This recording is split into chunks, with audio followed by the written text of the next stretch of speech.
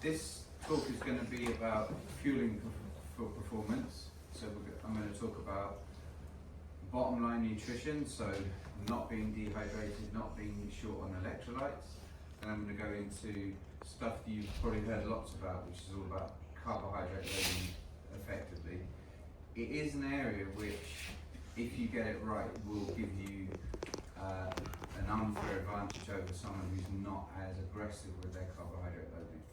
Okay, so sometimes you can feel like you're loading enough, but it won't quite be enough for that extra little bit, that extra push in the final minutes of the final game.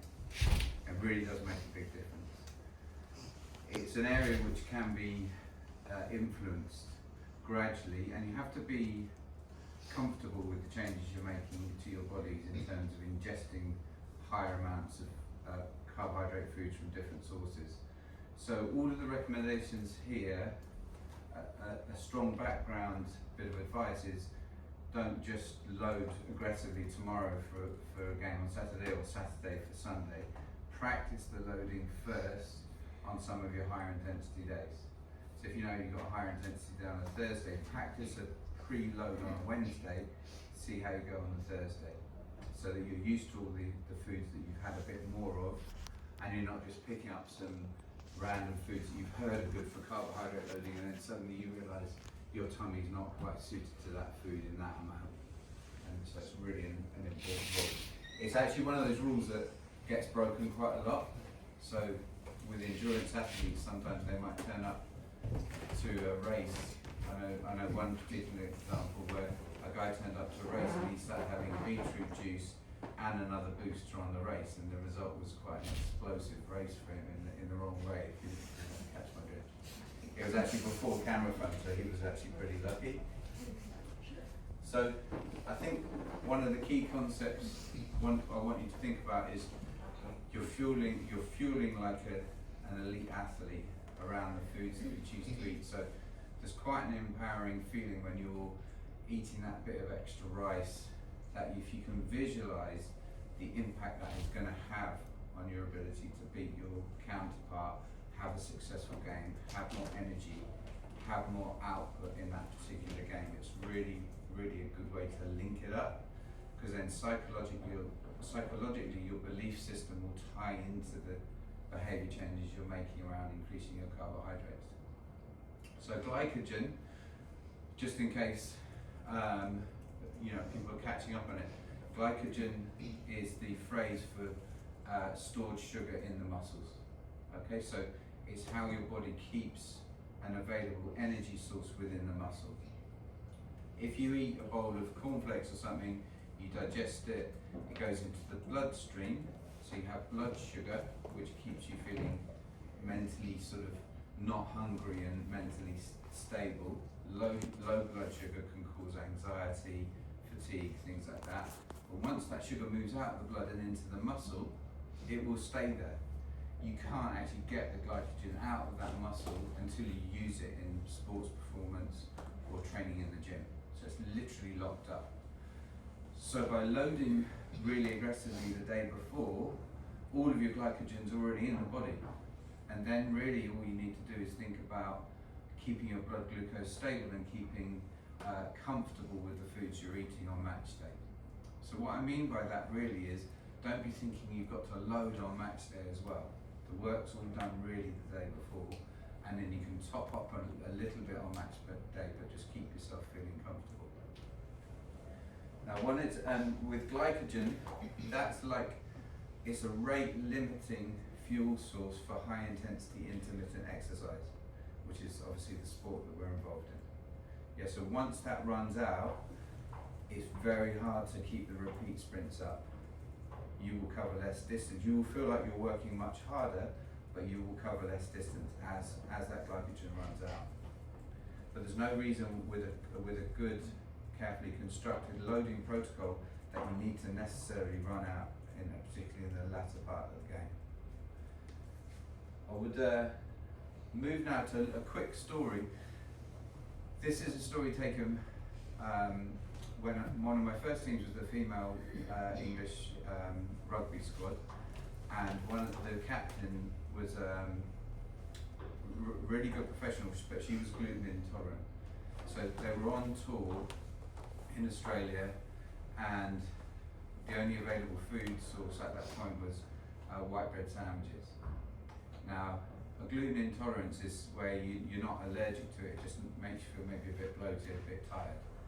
But she chose not to have the white bread sandwiches, and subsequently was underfueled for the game.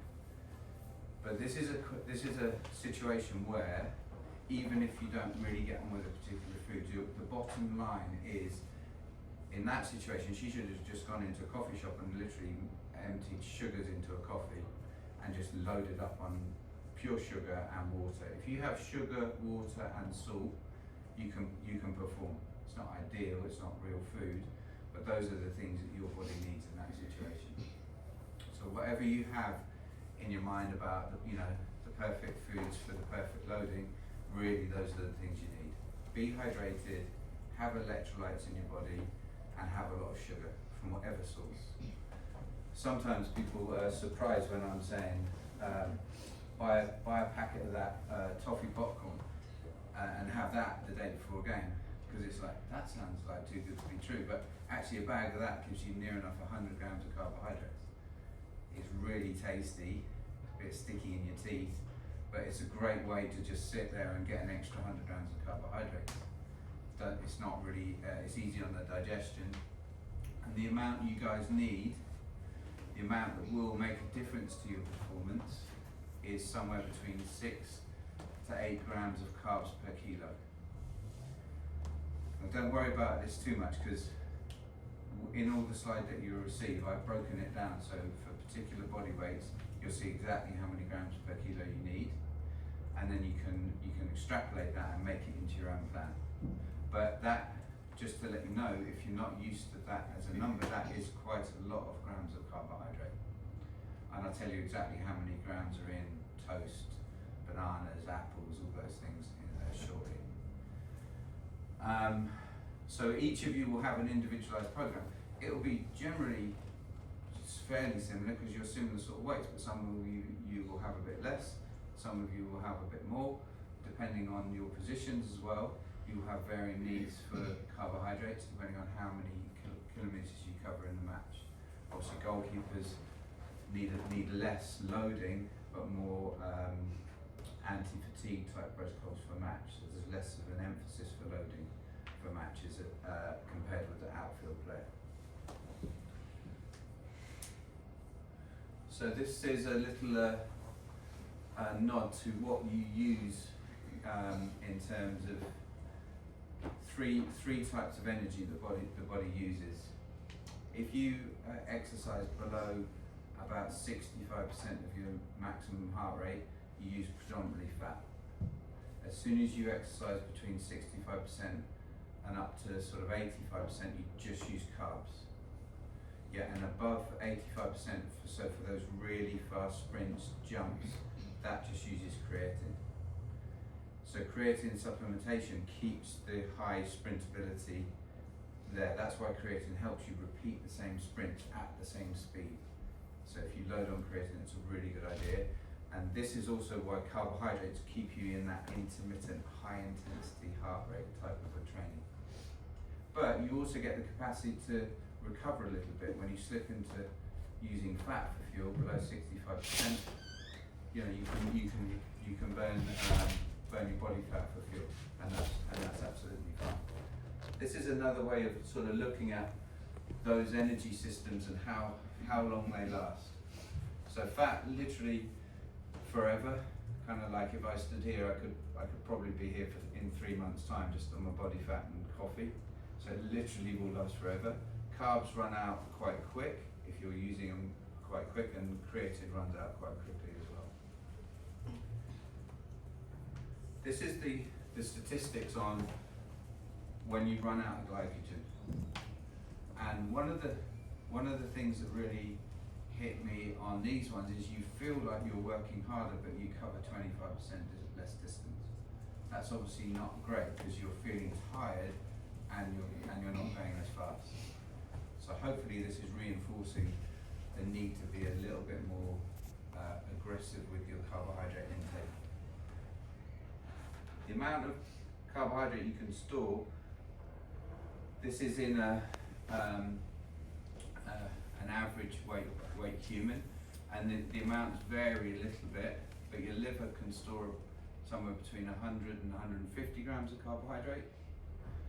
All of your muscles, probably about 400 grams in the muscles, and then in the blood there's a little bit circulating all the time, not too much in the blood. But you can see there that knowing that each of those grams of carbohydrates is stored with 3 grams of water, if you carb load, let's say it's 500 grams in total for a smaller person, you're going to gain 2 kilos of weight. It's sugar and water weight, it's not fat. So you'll see across a week, if you've loaded properly, you will be a little bit heavier for games, and then earlier in the week you're going to be a little bit lighter once you've burned through the glycogen. And this brings us on to a really important factor with carbohydrate intake, which is if for 2-3 days from now I just ate protein and veg and then I ate my carbs, my body's going to go brilliant. It's going to grab those carbs, it's going to load them. It's called super compensation. You take in actually more carbs, you get more efficient at loading than if you had the same amount of carbs throughout the week. So we have a concept here called carbohydrate cycling. Now many of you will be aware of this, you do it anyway instinctively, but there is a science behind carbohydrate cycling, and there's sort of a visual representation of that type of approach.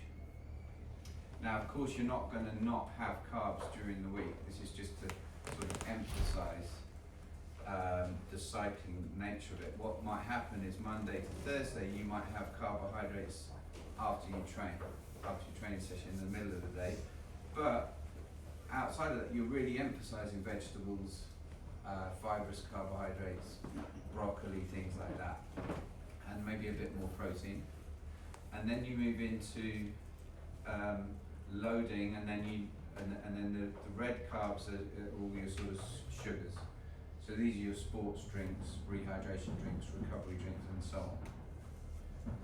Does that make sense? And something that you've probably done a similar type of thing before? So you can restrict a little bit and then load a little bit.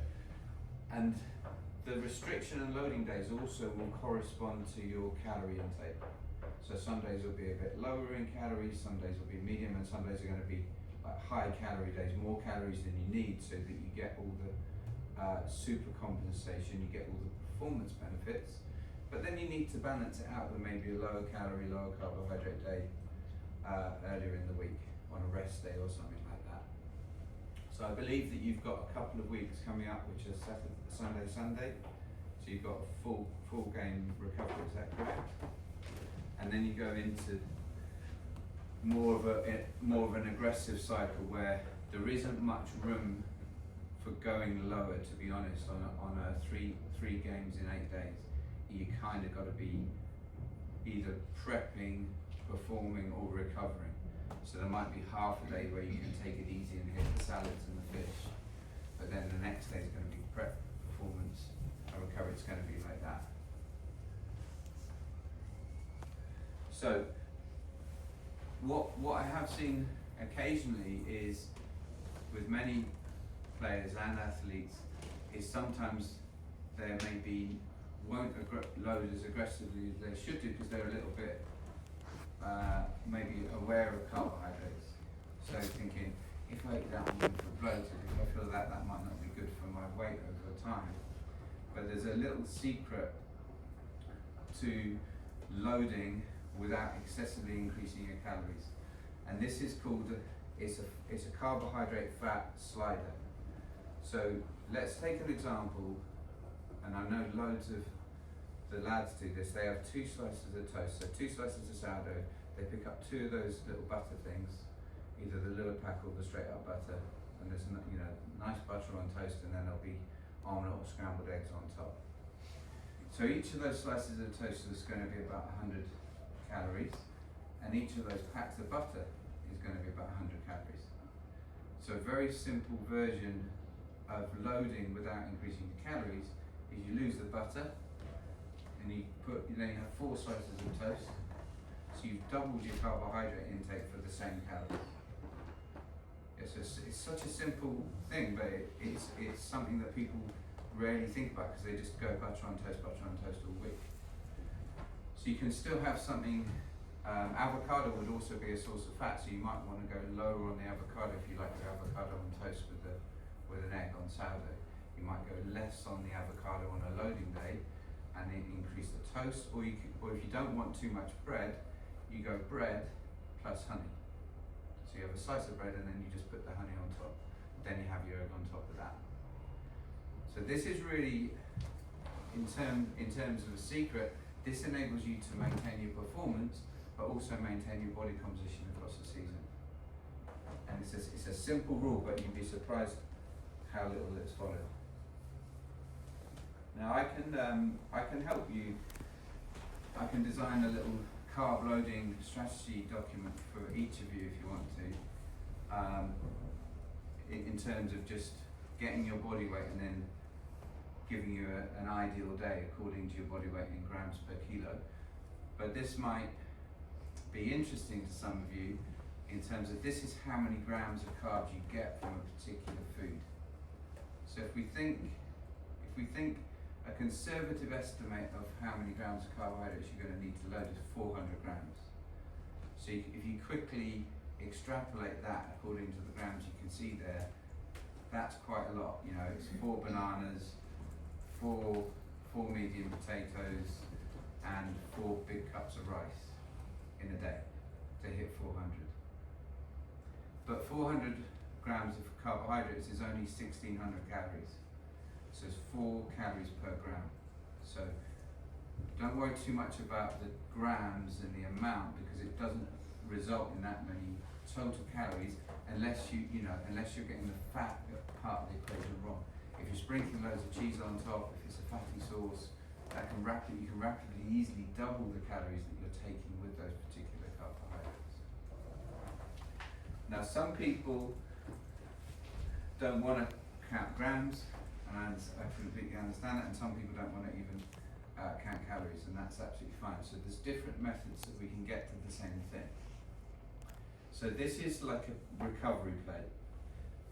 Again, you'll have seen these things over the years, academy, other bits of information you get, but basically you look at the plate, half of it's got to be starchy carbohydrates, so this is your pastas, your rices, your potatoes.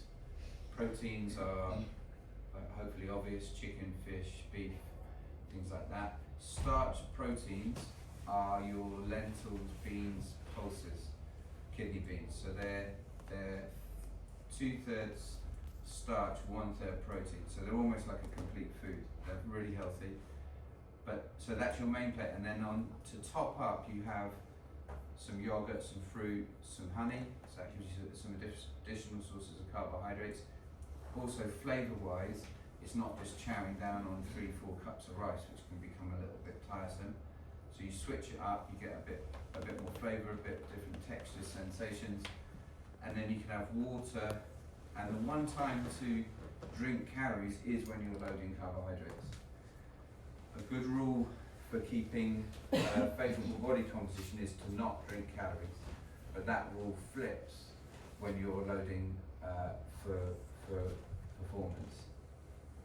And then if we look at the green lean days, this would be mostly veg with protein, some light yogurt, but you can maybe go not too much honey with it, sticking with water and no juices.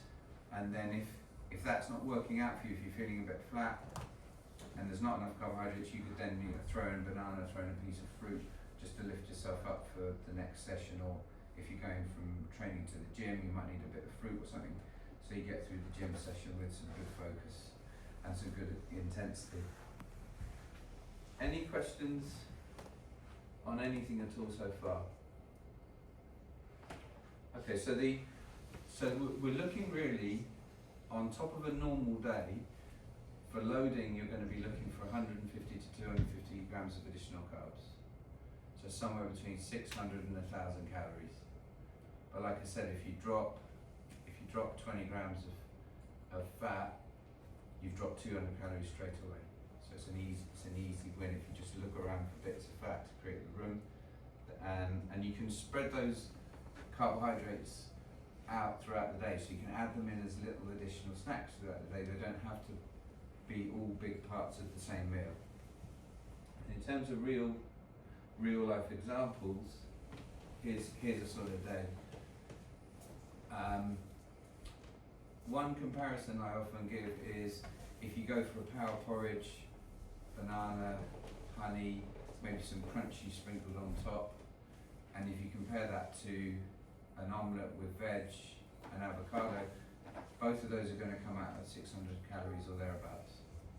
So one is a performance carbohydrate loaded breakfast, and the other is a high protein, high fat breakfast. They're not better than one another, they're just, one is more suitable for high performance and one is more suitable for muscle recovery and steady blood glucose. So you can see, you could even have both on some days if you're super hungry. But you can see how if you just switch one for the other, you've got the same calories, you're switching almost like a power plate. You could call the omelette a power plate, and you could call the power porridge a performance plate. That's one way I've divided menus up sometimes. And the power plate would be the green part of the week, and the performance plate is the amber and the red part of the week. Bananas are particularly good way to load if you like them. High energy density, high sugar. Pineapple's also excellent, very sugary, also very rich in an enzyme called bromelain, which reduces inflammation. So dead legs, bruises, general injuries will benefit from the bromelain within pineapple. So I mentioned right at the beginning that once you load all that carbohydrate into the muscle, it's safe, it's locked up until you need it for performance. So loading the day before, really good idea. So tomorrow, I think it's an early kickoff against Millwall on Saturday. So tomorrow, the lads will miss one feed, which they could have got in before a 3 o'clock kickoff. Don't know how many earlier kickoffs you have, but what that means is on game day, you just take that extra feed you would have had, you got to have it the day before. So you've got to really have a whole extra meal the day before when you're having an early kickoff.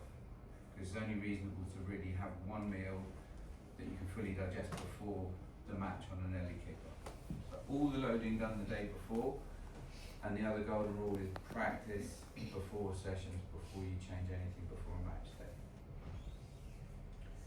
So one thing I mentioned before, thinking about the loading, this is quite a good way that we can think about. If you have a bowl of rice, that's going to give you, it's one of the best loaders actually. It's very easy on the digestion. White rice, brown rice, doesn't matter too much. But if you take that bowl of rice and then you soak it with, say, some sweet and sour sauce, or some sort of high sugar sauce, it could be a rich tomato sauce, for the same volume, you practically doubled the carbohydrates. So you won't feel any fuller, but you've doubled your carbohydrates on that loader. So sticky rice is a really good way to load for matches.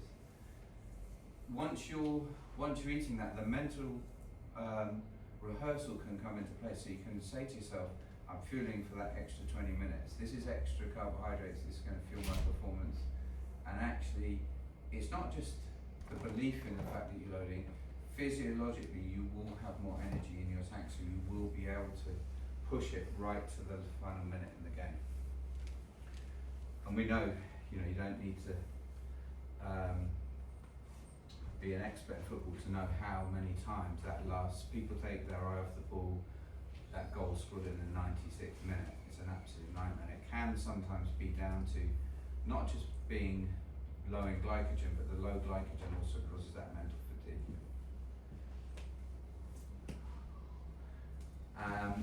And when you're fully loaded, you can say to yourself, fueling sorted. There's lots of phrases that I put on even supplements. Tomorrow's performance starts with today's recovery. things like that. But that's the kind of thing you need to be saying to yourself, because maybe for some of you the 400 or even 500, possibly 600 grams of carbohydrate is going to be more than what you're used to loading. So combining that with the performance aspect and the mental side of the rehearsal for the game can really help. It's a sort of integrated approach. I'm going to open for a couple of questions, and then I'm going to just talk through some of the other aspects to fueling and recovery. I'm just going to whiz you through a couple of the slides for the next sort of 5 minutes of the talk, but I just wanted to stop there for a moment and just reflect and see if anyone had any questions on anything at all. If you're saying have an extra meal the day before, does that mean you're having 4 meals? Like if you can't eat because of an early kick-off? Yeah, exactly that. So you're effectively taking what you might have had for pre-match, and you're either adding it in as an extra meal, or you could consider what's in that meal and scatter it across your existing meals. The easiest way to do that without eating more food is to drink your calories. So if you picked up say a litre of fresh pineapple juice, and it needs to be fresh, not from concentrate, and you just drank that throughout the day, that will cover that carbohydrate addition really nicely. It's quite pleasant to drink when it's cold and it's in the summer. You get the extra anti-inflammatory benefits. It helps digest protein, pineapple juice, because of the enzyme. So that's an easy way. Some people don't like pineapple juice. It could be any tropical juice. Tropical juices tend to be better than apple juice or orange juice. So your sort of Five Alive type tropical juice mixes tend to be the best ones.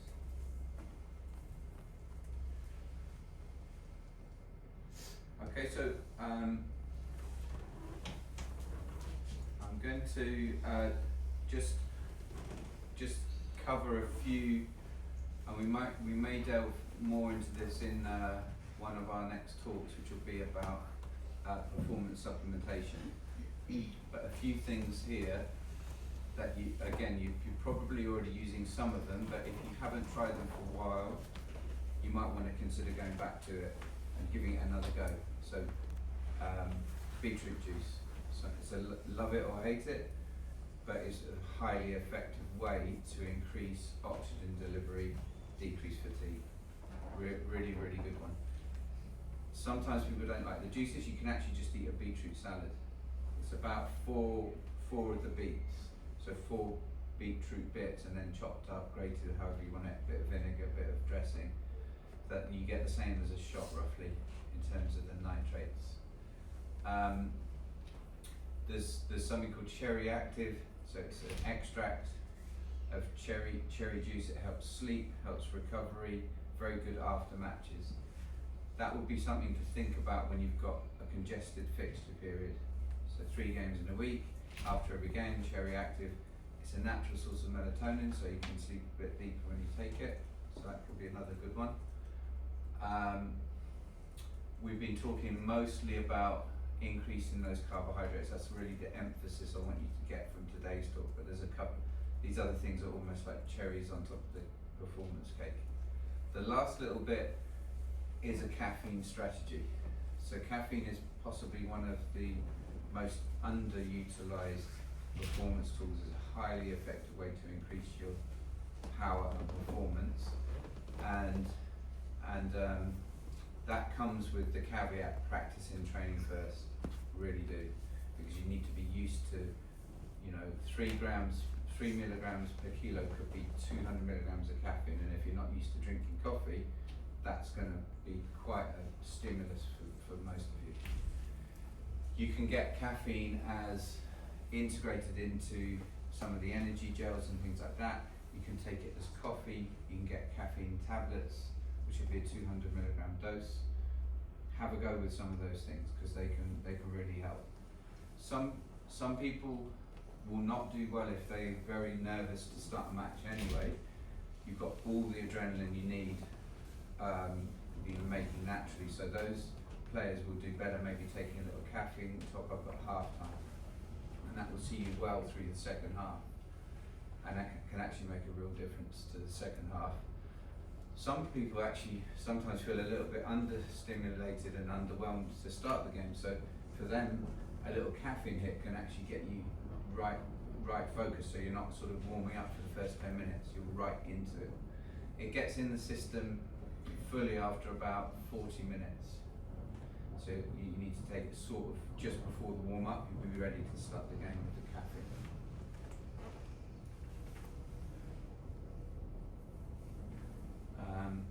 All of those things, cherry juice, the caffeine intake, the remainder of the slide deck sort of expands on the science, why to take it, where you could potentially get those things from.